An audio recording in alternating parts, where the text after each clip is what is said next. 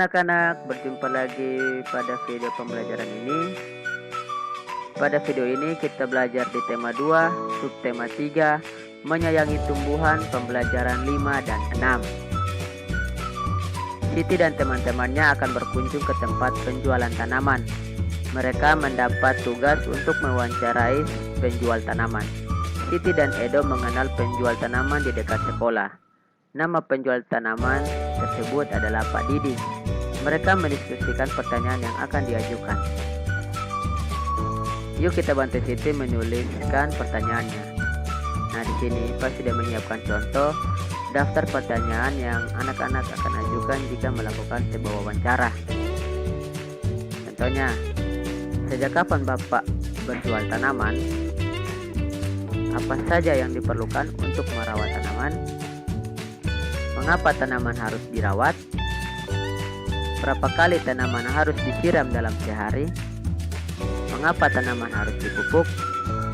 Tanaman apa saja yang ada di sini? Dan bagaimana cara menanam tanaman yang baik dan benar? Nah, anak-anak, sebelum anak-anak melakukan sebuah wawancara, sebaiknya anak-anak menyusun dulu daftar pertanyaan yang akan anak-anak ajukan kepada narasumber. Nah, daftar pertanyaan yang anak-anak susun harus sesuai dengan profesi narasumber atau pekerjaan narasumber. Jadi contohnya anak-anak ingin mewawancarai guru. Nah, berarti anak-anak menyusun daftar pertanyaan yang sesuai dengan pekerjaannya sebagai guru. Atau anak-anak ingin mewawancarai pedagang. Berarti anak-anak buat dulu daftar pertanyaan yang sesuai dengan pekerjaan atau profesinya sebagai seorang pedagang.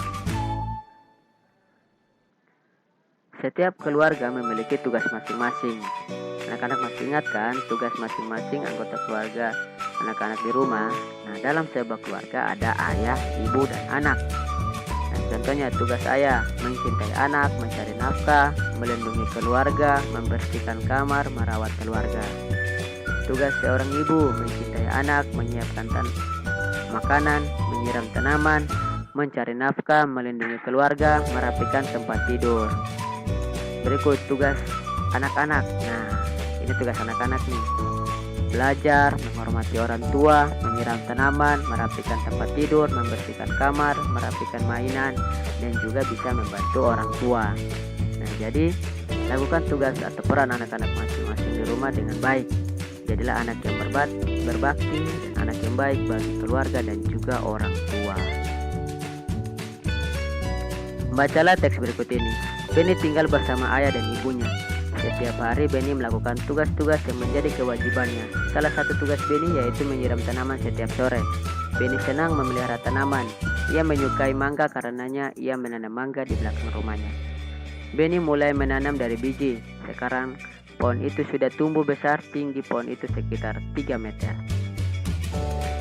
Setiap hari ayah, ibu, dan Benny bangun pagi. Ibu akan menyiapkan sarapan untuk semua anggota keluarga. Ayah mempersiapkan diri untuk pergi bekerja. Benny juga bersiap-siap untuk berangkat ke sekolah.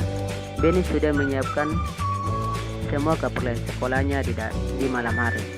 Buku-buku dan alat tulis yang akan digunakan sudah dimasukkan ke dalam tas. Ayah berangkat ke tempat kerja dengan sepeda motor. Kadang-kadang ayah mengantar Benny ke sekolah. Ayah Benny rajin bekerja. Ia melakukan itu semua untuk memenuhi kebutuhan keluarganya. Setelah Benny dan ayahnya berangkat, ibu Benny mulai melakukan aktivitas lainnya. Kegiatan mencuci pakaian, membersihkan rumah, dan memasak dilakukan ibu Benny setiap hari. Pada siang hari akan ada seorang tetangga yang membantu ibu Benny untuk menyetrika pakaian. Nah, setelah anak-anak mendengarkan bacaan tadi, tugas anak-anak adalah tuliskanlah tugas anggota keluarga Benny berdasarkan perannya di keluarga, di mana ada ayah, ibu, dan anak. Buatlah garis bilangan untuk menyelesaikan penjumlahan di bawah ini. Panjang sebuah ranting kayu 5 cm. Panjang ranting kayu berikutnya adalah 6 cm. Berapakah panjang kedua ranting kayu tersebut? Nah, pertama kita buat dulu garis bilangannya dari 0 sampai angka berapapun. Nah, di sini Pak sudah buat dari 0 sampai angka 12. Nah, kita cari dulu panjang ranting kayu yang pertama yaitu 5 cm. Nah, berarti kita hitung dari titik 0 menuju ke sebelah kanan atau melangkah ke sebelah kanan sebanyak 5 langkah. Mari kita hitung. Dari 0, 1, 2, 3, 4, 5. Berarti panjang ranting kayu yang pertama berada di titik sini. Selanjutnya, panjang ranting kayu yang pertama bertambah sepanjang 6 cm. Berarti dari titik panjang ranting kayu yang pertama, yaitu dari 5, melangkah ke sebelah kanan sebanyak 6 langkah.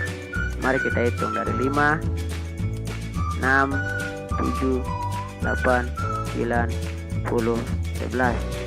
Berarti panjang ranting kayu yang kedua dari 5 sampai 11.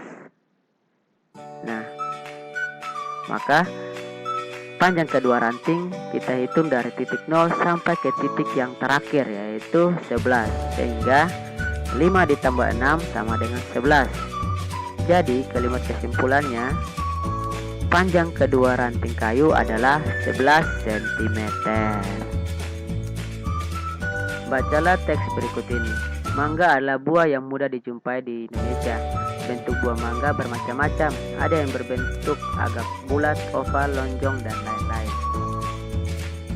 Buah mangga memiliki kulit yang berwarna hijau. Jika masih mentah, warna kulit buah mangga ada yang berubah menjadi hijau, kekuningan, hingga oranye jika sudah masak.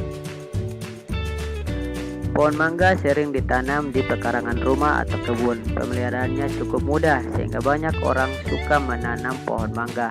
Pemeliharaan pohon mangga meliputi penyiangan, pembubunan, pemupukan, pemangkasan, dan pengendalian hama. Penyiangan dilakukan dengan cara mencabut rumput atau tumbuhan liar di sekitar pohon mangga. Hal ini dilakukan agar pertumbuhan pohon mangga tidak terganggu. Saat penyiraman, tanah di bawah pohon mangga akan merosot terbawa air. Pembubunan dilakukan untuk menimbun kembali tanah yang merosot karena terbawa air. Saat penyiraman, tanaman pemupukan dilakukan untuk membantu meningkatkan kesuburan tanaman. Pupuk yang digunakan adalah pupuk organik dan pupuk anorganik. Nah, pupuk organik adalah pupuk yang berasal dari kotoran hewan. Sedangkan pupuk anorganik adalah pupuk yang dari bahan kimia. Pemangkasan juga perlu dilakukan secara rutin. Hal ini bertujuan agar produksi buah mangga jauh lebih baik. Pengendalian hama dan penyakit dilakukan dengan penyemprotan pestisida dan insektisida pada tanaman. Penyemprotan pestisida dan insektisida hanya dilakukan saat hama dan serangga menyerang. Hama yang sering menyerang adalah kepik buah, lalat buah, codot, dan tungau. Nah, setelah anak-anak mendengarkan bacaan tadi, tugas anak-anak adalah pilihlah satu jenis tanaman yang akan anak-anak gali informasinya tentang cara perawatannya. Jadi, cara mencarinya adalah dengan cara bertanya kepada orang yang tahu atau orang yang lebih tahu. Nah, orang yang lebih tahu itu disebut dengan narasumber. Jadi sebelum bertanya ke narasumber, buatlah dulu daftar pertanyaan sebelum bertemu dengan narasumber. Terima kasih, semoga video ini bermanfaat bagi anak-anak.